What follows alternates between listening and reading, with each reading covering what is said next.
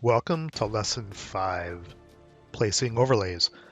Hopefully up to this point you've gotten fairly comfortable with at least loading boards and doing some manipulation on the boards as far as placing them next to each other, either in rows or columns, and possibly flipping them.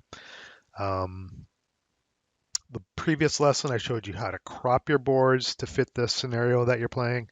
In this scenario, or in this lesson, I'm going to show you how to place overlays if you have any in your scenario.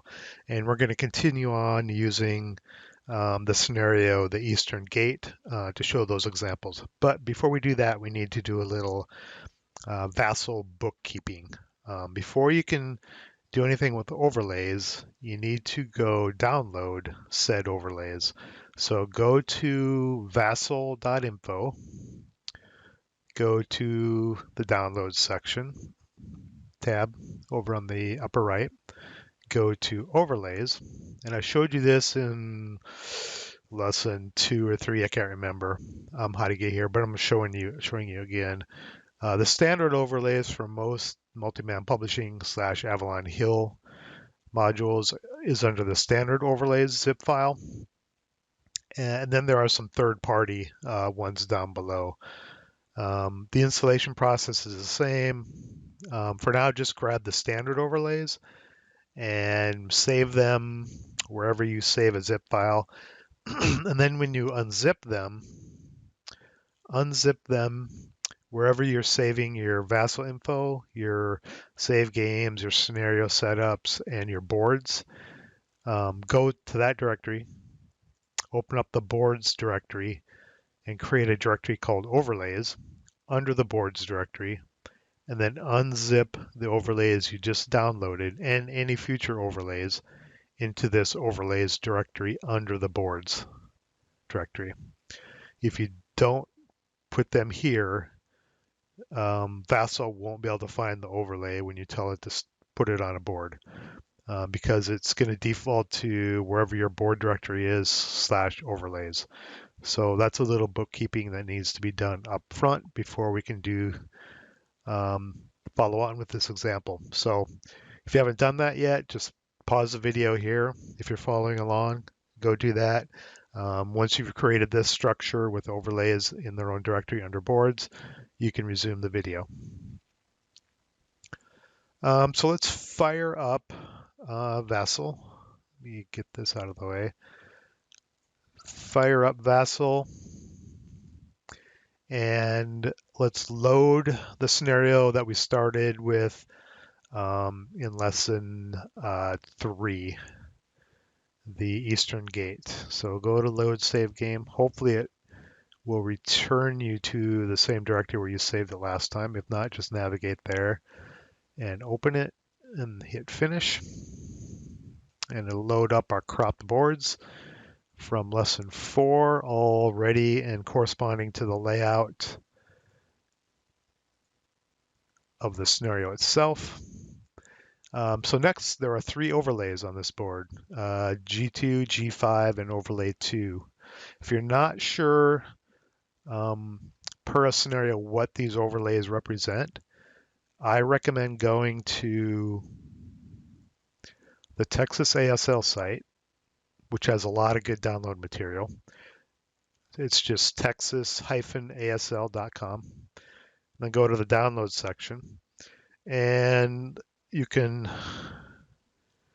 search for, just hit Control F and search for, I think it's Armory.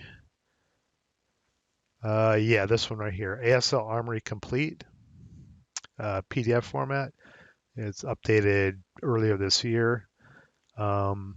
And download that, and that should contain,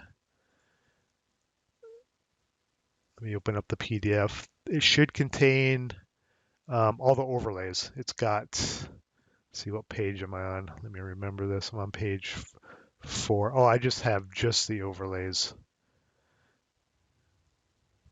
But it should be in the Armory section here. Let's see, ASL complete, Armory complete. That's probably a huge file. Maybe there's just an overlay. Circuit. Yeah, it should be contained in there. Maybe I broke the overlays out separately um, for my own use. But my point being, if you want to know what a letter or number corresponding overlay is, you can open up the overlay list from the Armory and find, oh, what was it, number two? Yeah, so number two is a wooded hill and stream from Code of Bushido or Rising Sun, depending on which module you have. And I think it was G1 through G5 are grain overlays or kunai overlays of either 1 hex to 5 hexes, depending on the number.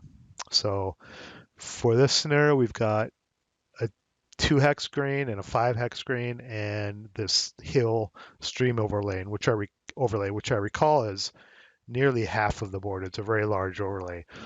So let's go ahead and place those now. Wait, let's go real quick. Let's go down the SSRs here where the overlays info is shown. So place overlays as follows. Number two, on this board and these hex references, G2 here and G5 here. And this is all the information you need. We'll enter it almost exactly like this into the overlay tool. So let's go back to VASSAL. Go to the board manipulation tool, which is under the squad leader icon here in the upper left, and then pick new boards for this scenario. And I'll reiterate here, you can do this during the actual board setup when you first load VASSAL and are picking your boards for your scenario. It's the same menu. I'm just doing it within the game because we are loading a save game and stepping through each of these process individually in a video. So we want to add overlays. So here's all you need to know. Let's add the first one. So we want to add overlay 2 on board 36 at hex D2 and D1. Okay, so overlay 2, overlay 2 on board 36 D2 D1. And board 36 is, oh, that's the big one down here. So you should be able to see either in this view here or on here. I don't think it'll show up here until I hit done. So let me hit add and see if you can see a change here. There's now 2 hills on here. If I hit add, yeah, you can see those hills disappear. It adds one huge hill with a gully and this bigger stream over on the left of the board. So let me just hit done here and done and OK here, and it should update on the big map here behind us. So there it is. We just added one huge overlay to board 36 for this scenario. Piece of cake. We just enter it just like it's shown on the scenario sheet using the overlay tool within VASSAL. Now the other 2 overlays are fairly small. They are grain / kunai. I think one of them is added right here. I think it turns this jungle into kunai and then adds a larger kunai thing right here. I'll do those both at the same time. So that's board 35 and 37. So let me bring the overlay tool up again, add overlays. Let me make sure I get it right. G2 on board 35. So board G2, board 35, hexes D6, E6. So D6 and E6, E6, hit add. Yeah, you can see right there though that jungle transformed into kunai. And then the other one is on board 37. So G5 on 37, L6K6. So G5, it's a grain, 5-hex grain or kunai on board 37, L6K6, I think it was L6K. I can type. No, I can't. 6. I think it'll add it right here or right here on the board. So you can see I added it right there. So we're done. We added the last two overlays. If we hit OK, you'll see these two hexes transform into green, and the hexes right around here transform into green when I hit OK. There you go. Done. Easy peasy. So this was lesson 5, adding overlays. We added 3 overlays to this board very quickly. If you have to add more, you can easily add more. Just make sure you get the overlay number right, the board right, and the 2 locating hexes right, and it should fall right on the board without a problem.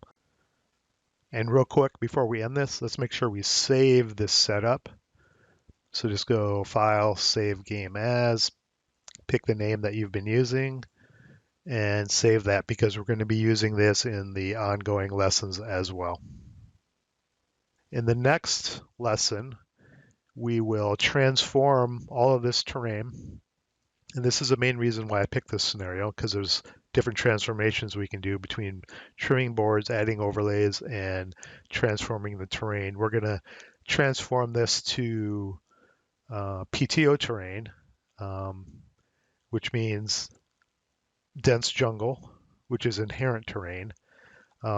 Swamps are added that are adjacent to jungle in some situations.